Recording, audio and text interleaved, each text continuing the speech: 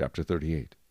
Now the word of the Lord came to me, saying, Son of man, set your face against Gog of the land of Magog, the prince of Rosh, Meshech, and Tubal, and prophesy against him, and say, Thus says the Lord God, Behold, I am against you, O Gog, the prince of Rosh, Meshech, and Tubal.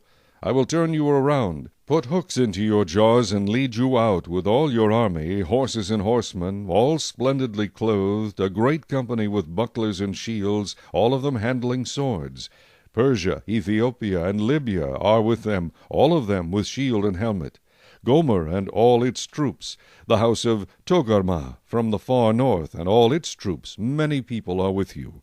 Prepare yourself and be ready, you and all your companies that are gathered about you, and be a guard for them. After many days you will be visited.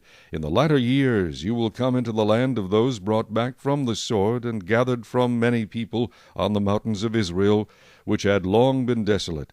They were brought out of the nations, and now all of them dwell safely. You will ascend, coming like a storm, covering the land like a cloud, you and all your troops and many peoples with you. Thus says the Lord God, On that day it shall come to pass that thoughts will arise in your mind, and you will make an evil plan. You will say, I will go up against a land of unwalled villages. I will go to a peaceful people who dwell safely, all of them dwelling without walls, and having neither bars nor gates, to take plunder and to take booty, to stretch out your hand against the waste places that are again inhabited, and against a people gathered from the nations, who have acquired livestock and goods, who dwell in the midst of the land.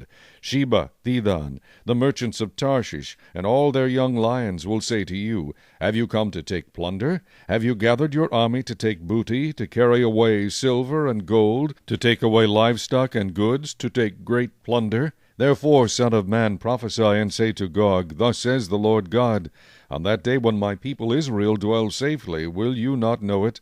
Then you will come from your place out of the far north, you and many peoples with you, all of them riding on horses, a great company and a mighty army.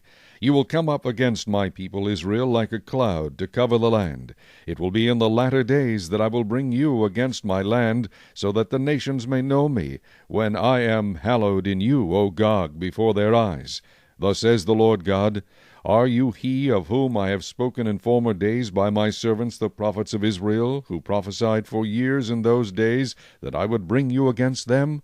It will come to pass at the same time, when Gog comes against the land of Israel, says the Lord God, that my fury will show in my face.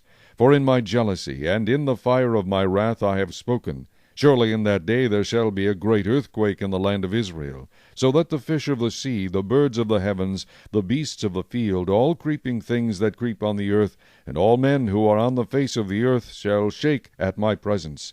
The mountains shall be thrown down, the steep places shall fall, and every wall shall fall to the ground. I will call for a sword against Gog throughout all my mountains, says the Lord God.